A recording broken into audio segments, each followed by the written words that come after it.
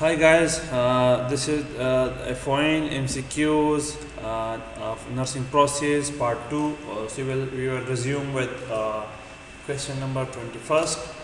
Observable and measurable data obtained through physical examination and laboratory and diagnostic testing. तो जो data आप observe करते हैं, आप मेजर करते हैं, आप फिज़िकल एग्जामिनेशन में लेबॉर्ट्री से या लेबॉर्ट्री टेस्टिंग के ज़रिए जब आप उसको मेजर करते हैं या आप उसको ऑब्ज़र्व करते हैं, तो ये आपके पास कौन सी टाइप ऑफ डेटा होती है, ये ऑब्जेक्टिव होती है। क्योंकि जो डेटा आप as a health care professional जो डेटा आप ऑब्ज़र्व करते हैं, आप उसको ख़ुद मेजर करते हैं, तो ये आपके पास ऑब्जेक्टिव डेटा होती है। और जो डेटा आपको पेशेंट एज ए सब्जेक्टिवली वो एक्सपीरियंस कर रहा होता है, तो वो सब्जेक्टिव डेटा होता है। तो यहाँ पर आपके पास जो करेक्ट ऑप्शन है वो ऑब्जेक्टिव डेटा है। Dash is the act of double checking और verifying data to confirm that they are accurate and factual. Double checking जब आप करते हैं और जब या आप डेटा को वेरीफाई करते हैं, कंफर्म करते हैं या कि ये डेटा एक्यूरेट है या फैक्चुअल है या नहीं, तो ये आपके पास असेसमेंट में कौन सा स्टेप है। असेसमेंट में आप कलेक्शन करते हैं, कलेक्शन के बाद आप ऑर्गेनाइजेशन करते हैं, उसके बाद आप इसकी वैलिडेशन करते हैं। तो जब भी डबल चेक के बाद आती है या वेरिफिकेशन ऑफ डेटा की बात आती है, तो it's mean you are doing validation, आप वैलिडेटिंग करते हैं। Dash provides basis for selection of nursing intervention to achieve outcome for which nurse is accountable। आपके नर्सिंग इंटरवेंशन के लिए बेस कौन देता है कि आप अपने आउटकम को अचीव करें, and the action for which you are responsible. तो इन नर्सिंग इंटरवेंशन को आप किस बेस पे सेलेक्ट करते हैं? आप डायग्नोस की बेस पे सेलेक्ट करते हैं कि आपके पास डायग्नोस क्या है। मिसाल के तौर पर अगर आपके पास पेन की डायग्नोस है, तो you should work on the intervention of pain. अगर आपके पास टेम्परेचर की डायग्नोस है, तो you should work on the intervention of hypothermia. आप इस तरह के इंटरवेंशन पे काम करते हैं। तो नर्सिंग इंटरवेंशन के लिए आपको अगर बेस देता है, तो it should be based on the nursing diagnose. Which of the following is related to actual nursing diagnose? Actual nursing diagnose क्या है? एक्चुअल नर्सिंग डायग्नोस हुई है कि आपके पास प्रॉब्लम ऑलरेडी प्रेजेंट है। पोटेंशियल नर्सिंग डायग्नोस हुई है कि अभी तक आपके पास प्रॉब्लम अकर नहीं हुआ है। तो इट्स मीन आपके पास एक्चुअल नर्सिंग डायग्नोस हुई है कि द प्रॉब्लम करंटली एग्जिस्ट। जब problem already existed, it's mean आप एक्चुअल नर्सिंग डायग्नोस की बात कर रहे हैं। Following are the part of actual nursing diagnose. तो आप ये बात जहन में याद रख लें कि एक्चुअल नर्सिंग डायग्नोस में आप डायग्नोस की तीनों कंपोनेंट्स यूज़ करते हैं, क्योंकि आपके पास ऑलरेडी डायग्नोस क्या है, एग्जिस्ट है। आपके पास प्रॉब्लम भी होगी, आपके पास एटियोलॉजी भी होगी और आपके पास साइंस सिम्टम भी होगी। और बाकी अगर आप देख लें तो पोटेंशियल नर्सिंग डायग्नोस में आपके पास प्रॉब्लम स्टेटमेंट एटियोलॉजी होगी, लेकिन अभी तक वो कैरेक्टरिस्टिक या डिफाइनिंग कैरेक्टरिस्टिक या सिम्टम नहीं होगी। तो एक्चुअल नर्सिंग डायग्नोस में आपके पास तीनों कंपोनेंट्स होते हैं, problem, etiology and sign and symptom. Which of the following is a potential nursing diagnose? Potential nursing diagnose कौन सा है? नीचे दिए गए ऑप्शन में तो इम्पेयर्ड फिजिकल मोबिलिटी नहीं है, क्योंकि पोटेंशियल नर्सिंग डायग्नोस में आपके पास अभी तक प्रॉब्लम एग्जिस्ट नहीं है, आपके पास अभी तक वो प्रॉब्लम अकर नहीं हुआ है। तो इम्पेयर्ड फिजिकल मोबिलिटी मीन कि आपके पास प्रॉब्लम ऑलरेडी प्रेजेंट है। इनइफेक्टिव ब्रीथिंग पैटर्न के आपके पास ऑलरेडी प्रॉब्लम प्रेजेंट है। रेडनेस फॉर एनहांस कॉपिंग, आप you are doing on wellness nursing diagnose. So if you are on a high risk for complication, it's mean आपके पास कौन सा nursing diagnose है? Potential nursing diagnose है। Which the following is wellness nursing diagnose? Wellness nursing diagnose कौन सा वाला है कि it's mean there is no disease but you are working on the enhancement of health, you are working on the promotion of health. It's mean readiness for enhanced coping is the example of wellness nursing diagnose.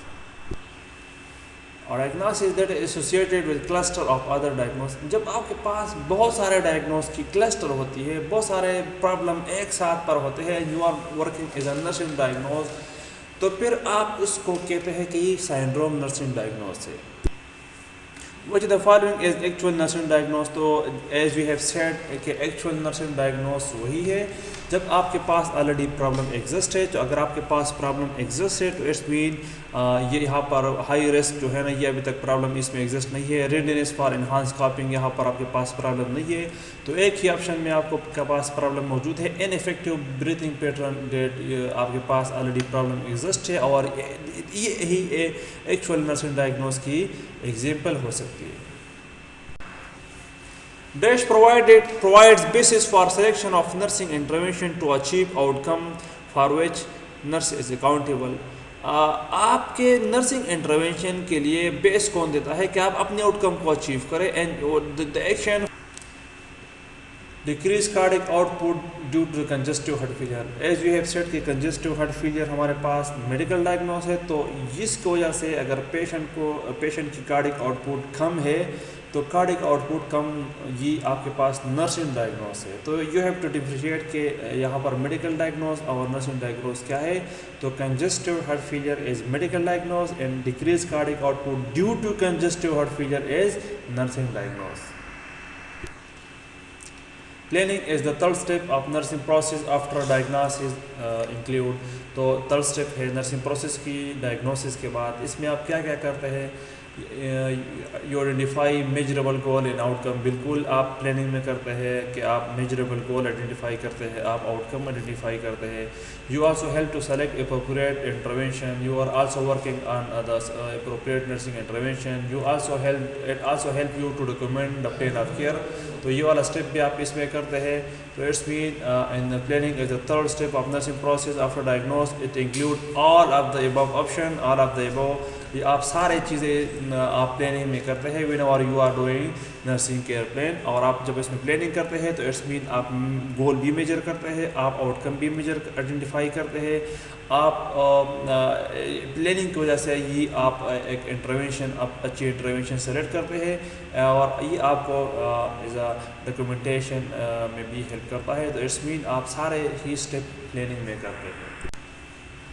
Dash is the first step of nursing process focus on। Nursing process में जो very first step है जिसमें आप focus करते हैं, तो setting priority में आप बिल्कुल नहीं करते। सेटिंग प्रायोरिटी आप प्लानिंग में करते हैं। एस्टेब्लिशिंग गोल आप प्लानिंग में करते हैं। सेलेक्टिंग नर्सिंग इंटरवेंशन आप प्लानिंग में करते हैं। तो अगर first step of nursing process में आप फोकस करते हैं तो आप क्लाइंट की रिस्पांस टू हेल्थ प्रॉब्लम, मरीज़ की जो हेल्थ प्रॉब्लम की वजह से जो रिस्पांस है, इट्स मीन आप डेटा कलेक्शन करते हैं और ये जो patient response to world health problem यही आप असेसमेंट में करते हैं, डेटा कलेक्शन प्रोसेस में करते हैं। So the first step of nursing process is assessment in which you focus on the client response due to the health problem. The nurse who perform the admission assessment usually develop the initial comprehensive plan of care। तो इनमें क्या आप admission के time पे जो आप assessment करते हैं और जिसमें आप comprehensive plan of care बनाते हैं कि आप पेशेंट से पूरा डेटा लेते हैं, तो it's mean you are planning very initially. तो इसको हम इनिशियल प्लानिंग कह सकते हैं। Direct care is a type of nursing intervention in which nurse do. तो डायरेक्ट केयर व्हेनेवर आप पेशेंट के साथ डायरेक्टली इन्वॉल्व है। तो मेडिकेशन जब आप कर रहे होते हैं, आप फिजिकल एग्जामिनेशन कर रहे होते हैं, आज जब आप वाइटल साइन मालूम करते हैं, तो इन कंडीशन में आप पेशेंट के साथ डायरेक्टली इन्वॉल्व होते हैं। और जो इनडायरेक्ट है इसमें आप जो आप पेशेंट के लिए अगर डॉक्यूमेंटेशन करते हैं, इन्फेक्शन कंट्रोल कर रहे होते हैं, उन स्टेप में आप पेशेंट के साथ डायरेक्ट इन्वॉल्व नहीं होते। तो medication, physical assessment, vital sign में आप पेशेंट के साथ डायरेक्टली इन्वॉल्व होते हैं। तो आपके पास करेक्ट ऑप्शन है A and B. Safety, infection control and documentation are the example of which type of nursing intervention। Safety, infection control, documentation, ये सारे इनडायरेक्ट आप केयर के एग्जांपल है। तो इट्स मीन जब आप सेफ्टी पे काम कर रहे हैं, आप इन्फेक्शन कंट्रोल पे काम कर रहे हैं, आप डॉक्यूमेंटेशन कर रहे हैं, तो ये सारे आपकी कौन सी नर्सिंग इंटरवेंशन में आते हैं? इनडायरेक्ट नर्सिंग इंटरवेंशन में आते हैं। Nurses carry out activities under primary care provider order और सुपरविजन। जब आपको किसी की सुपरविजन की ज़रूरत है, आप इंडिपेंडेंटली कोई काम नहीं कर पा रहे, क्योंकि बहुत सारे काम को आपको किसी भी सुपरविजन की ज़रूरत होती है, अंडर प्राइमरी केयर प्रोवाइडर की ज़रूरत होती है। तो इट्स मीन आप उसको डिपेंडेंट एक्शन कहते हैं, क्योंकि आप इसको इंडिपेंडेंटली नहीं कर सकते। बाज़ एक्शन आप इंडिपेंडेंटली कर सकते हैं, बाज़ एक्शन में आपको सुपरविजन की नीड होती है। तो जहाँ पर आपको सुपरविजन की नीड होती है, इट्स मीन आप डिपेंडेंट एक्शन कर रहे हैं।